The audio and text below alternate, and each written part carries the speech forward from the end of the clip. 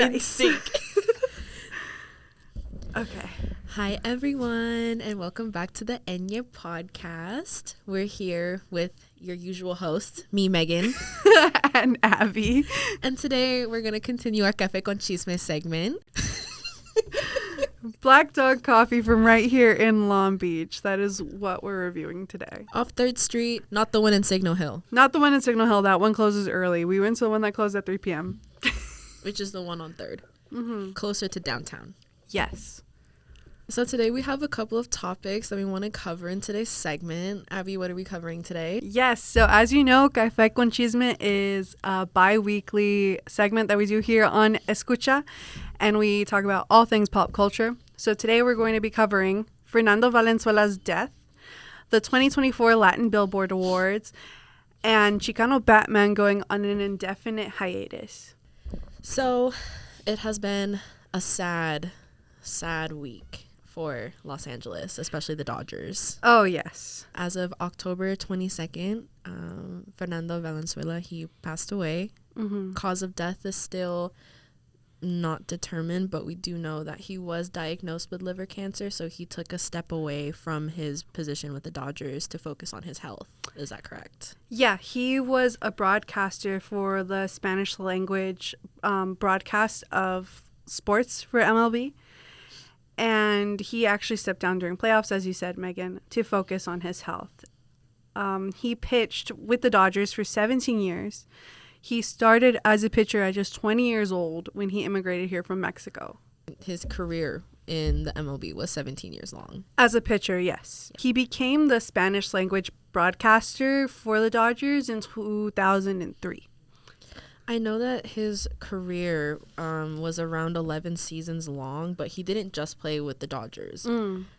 He played for the Angels, St. Louis Cardinals, Philadelphia Phillies, the Baltimore Orioles, and the San Diego Padres. Mm-hmm. So Valenzuela went on to become the only player in MLB history to win the Cy Young Award and the Rookie of the Year award in the same season. And Fernando Valenzuela, because he is a Mexican immigrant, had such a huge impact on the Mexican community here when he arrived in Los Angeles to play for the Dodgers. Tell me about it. I will. So I believe, from what I read about him, he was the epitome of the American dream when he came here in, I believe, the 80s. Mm-hmm. He was an immigrant. He made it big with a huge MLB team, and he started this cultural phenomenon called Fernando Mania, which just caused so many Latin American homes to come to a television and watch him pitch for the Dodgers. And it attracted them to come to Dodger Stadium and watch him play in the flesh.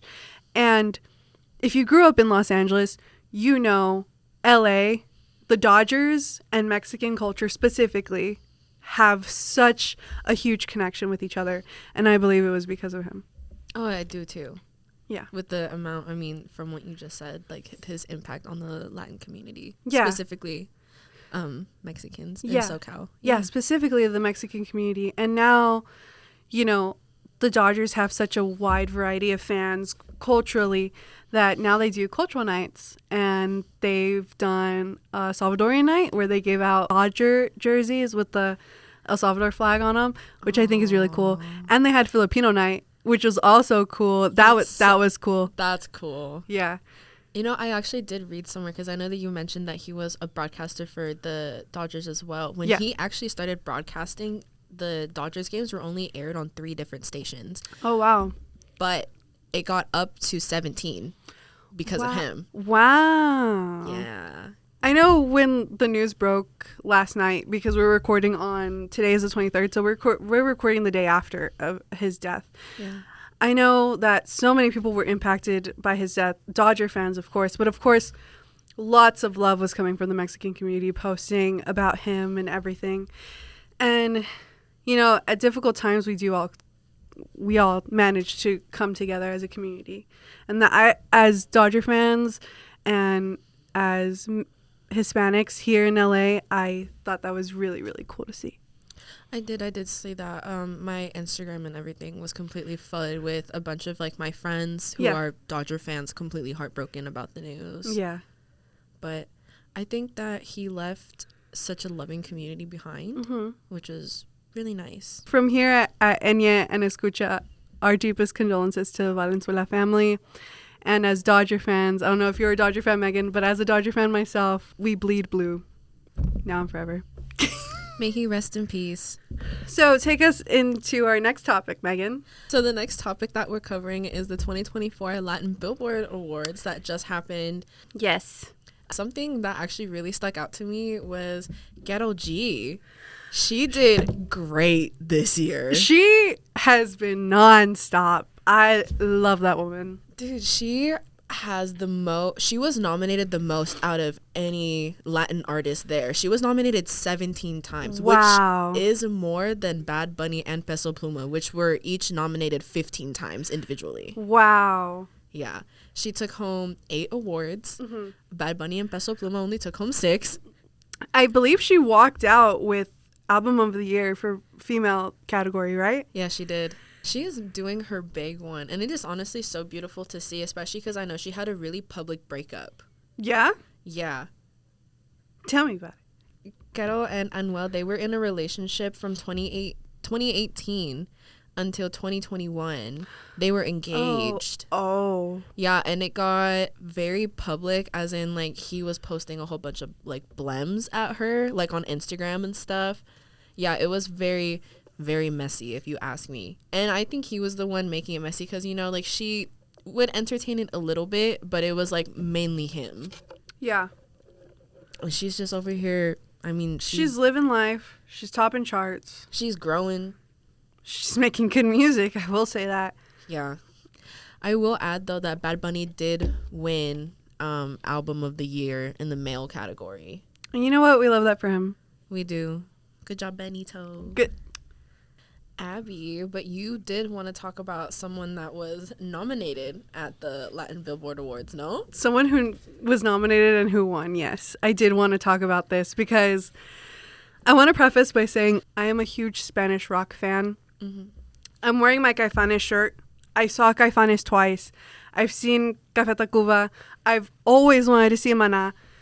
And that's who I'm going to be talking about today. I'm going to be talking about Maná, who won Best Latin Pop Duo / Group of the Year. Now, I will say, I do love them. I grew up listening to them. I do not think they deserve to win this award. I am just saying. Why? What do you mean? So, Maná has not released an actual album, in 9 years. Their last album was released in 2015. So what award did they win? Exactly. That's what I'm saying. So, like, the only thing they've put out this year was on October 10th, where they released a re-recorded version of their song Ojalá Pudiera Borrarte with Marco Antonio Solis. The original version of that song came out in 2006. I was 4. I know. I don't understand why they had to win over a re-recorded song. I don't know what the guidelines are for people to win that award. I don't know what Maná's done aside from go on tour and then stop going on tour. But yeah, against them were groups Camila, Rake, La Oreja de Van Gogh, and Piso 21, who were also nominated alongside Maná. And Camila, Piso 21, and Rake were the only ones out of all those people that were nominated that actually put out an album this year. I'm sorry. I'm just, like, a little in shock. Just because, like, out of everyone that was nominated, they were the only one that didn't have an album of new content come out this year. Well, Oreja de Van Gogh didn't have one out either. I think they released a single, but it was also re-recorded. But, like, album-wise, they hadn't released something in probably, like, the last 3 years. I think I do want to know what the guidelines are now, just because I kind of just want to understand. Because at least whenever I watch, like, the American Billboard Awards, it's always like you had to have put something out within the year, and it's not something that's, like, at least from the years that I've actually been paying attention to the Billboard Awards, it's never been something that has been re-recorded. Yeah. It's always been original new content that artists have been putting out. Yeah. So, like, I thought they were putting out a new album today when I was looking everything up. I even went on Spotify. I got so excited. I was like, great, there's probably going to be another tour. My mom and I are going to go. No. I was so disappointed so quickly when I found out it was just an old song that I have already heard so many times.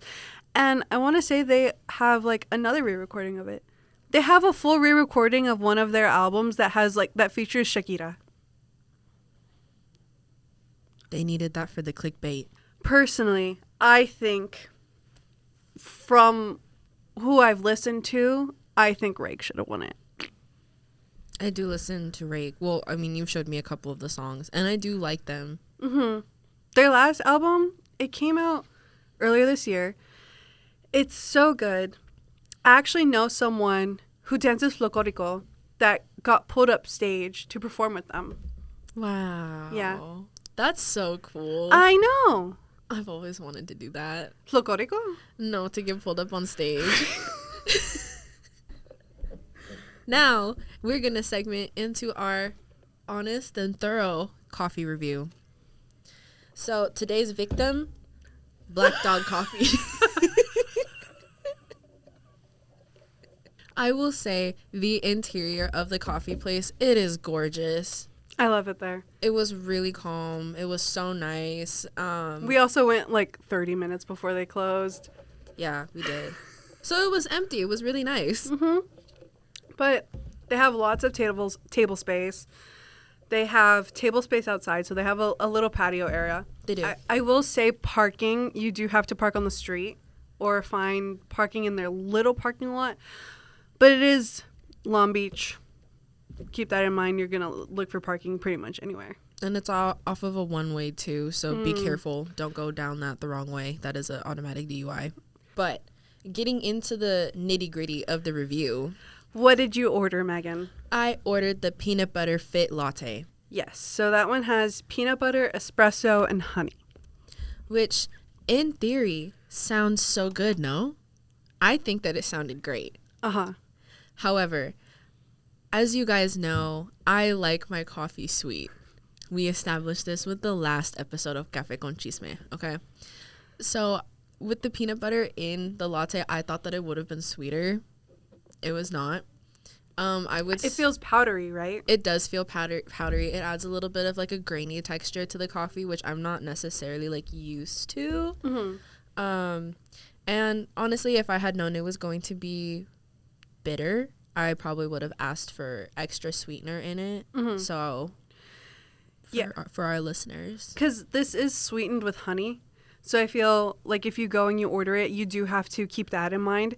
Because honey, yes, it's a natural sweetener, but it doesn't do much to sweeten coffee. I will say that with drinks I've had in the past that have been sweetened with honey. What did you get today, Abby? Well, everyone knows I love matcha. Yes, she loves matcha. So I did just that. I got their sweet little Hulk. Well, that's honestly a really cute name, too. What do you think of the drink? It's great. I personally like it. So it's rose syrup with oat milk and matcha, of course. Their syrups taste like they're made in-house because they do taste similar to how Cyclops syrups taste. Mm-hmm. The matcha, at first taste, it tasted a little grassy, but I don't personally mind that. I know there are some people that if they were handed a grassy matcha, they would not like it. Overall, I would say if you like Colombian style coffee. Oh, yes. Or coffee that's a little bit more bitter on the bitter side, this would be the place for you for sure. Mm-hmm. Actually, from Abby and I talking to him or to one of the baristas there, we found out that this place, Black Dog, is Salvadorian owned. Yes. And they use the coffee beans from the owner's farm in El Salvador. They have other varieties of beans as well, of coffee. They have Guatemalan blend. I believe they have another blend as well. For their espressos, I'm not sure what they use. I'm more of a Cuban coffee a Cuban espresso type person. Me too. Café Bustelo. Mm-hmm. I love Café Bustelo. It's so smooth and not bitter at all. It also has like really sweet notes if you make it correctly. But I don't know if this is true for all Salvadorian coffee because I've had Salvadorian coffee in the past. I've brought some back. I've had my grandparents bring some back from El Salvador when they go and visit. Mm-hmm. And it's not bitter. So I think it's the strain of coffee that they use that makes it bitter. So like Megan said, if you like sweet coffee, ask for sweetness. Or maybe this place just isn't the place for you. And that's okay. Yeah, that is completely okay. We have yet to find a coffee place that Abby and I are both completely in love with. I liked your coffee, Megan. I thought it was like decent. Would I order that one? Personally, no. It honestly had to grow on me because the first time that I sipped it, it tasted like savory a little bit and it kind of threw me off. Oh, yeah. So we got Layla, our editor-in-chief, the Lava Me latte, which is lavender syrup with their coffee and it's sweetened with honey. I will say, though, as an oat milk person, Layla's first mistake was ordering it with almond milk. We live and you learn, though. Yeah. And she also said the same thing, that she thought it was funky, but it grew on her. And I told her next time, if she does choose to go, that she needs to order it with oat milk. Yeah, agreed. Well, I got mine with whole milk, honestly. Okay. Yeah, so I don't know. Will I be back? I don't really know. I would probably give it another shot, but I don't know if... Yeah. I would definitely go back. Their matcha is pretty sweet as far as matcha goes. It's not super unbearably sweet, but it is sweet because of the rose oil, the rose syrup, which doesn't taste as perfumey. Yes, exactly, as what I thought it was going to taste like. But I kid you not, it tastes like strawberries. It does. She let me have a sip. It was pretty good. Yeah. So if you are gonna go, we recommend the, what's it called? Little Hulk. Sweet Little Hulk. Sweet Little Hulk. We recommend that drink.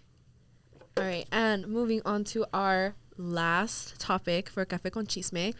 Chicano Batman going on an indefinite hiatus. Yes, unfortunately. Now, Chicano Batman is a group that's based here in LA that my boyfriend and best friend really like. They were formed here in 2008 with 4 members, now only 3 active members, unfortunately, as the drummer has not been active with the group since their last studio release. Boo. Yeah. So that's really unfortunate. Right now they're going on their farewell tour, which wasn't actually titled a farewell tour. They announced it after they announced their tour. Interesting. Yeah. So they announced their hiatus after the tour was already announced. Interesting. Yeah. It was. Yeah. I opened Instagram and it was on a story. It wasn't even like an official post, but they said that they were going on an indefinite hiatus as Chicano Batman, and I sent it to my boyfriend and my best friend, and they were heartbroken. I mean, rightfully so, because I feel like had they have, told their audience beforehand, like they, as, people that listen to them, you probably would have been more motivated to see them. Yeah. Because it would be like the last time seeing them together. Yeah, and they just finished their tour, their last tour, I believe, here in LA or in San Diego, over the summer. They were at the Kia Forum, and it was not full at all. I almost scored lower bowl tickets for $90 a piece at the Kia Forum. Wow. Yeah, it was not full at all. But I had to go to a baby shower, so I didn't go. Well, I'm hoping that the tour this time does better. Do you think it's like a publicity hoax? You would want to hope that it is, huh? I mean, obviously, I am going to go see Chicano Batman Saturday, November 2nd at the Fox Theater in Pomona. We had to fight for tickets. We got resale tickets for $110 a piece. I hope you guys have a fantastic time. Thank you so much. And they are playing their farewell show, their official farewell show here in LA on the 4th with special guests Buyapongo, Twin Seas, and Fresco. Wow. That's going to be at the Mayan. So out of their entire career, how many albums did they put out? They put out 10 studio albums, and the lead singer actually put out his first solo album in 2021. Maybe that's why they're breaking up. Maybe, we'll see. They're really a talented group. I really like them. They're all Mexican, LA based. They're just so talented, and I would hate to see them not come back. I know, but I mean, like, they've been together since 2008. That's, like, quite a long time. I feel like maybe they felt like their time in the limelight is kind of done and they want to take a break. I don't blame them. Fame and touring and stuff, that's a lot of effort and a lot of energy. Agreed. They had their first late night debut on the Late Night Show with Stephen Colbert, and they also performed on NPR's Tiny Desk in 2017. All right, guys, thank you so much for tuning into Café con Chisme with Abby and I. We will see you guys next week with a brand new episode of Escucha. And make sure to follow us on Spotify, to follow Enya on Instagram, and subscribe to us here on YouTube. Thanks, guys. Bye. Bye.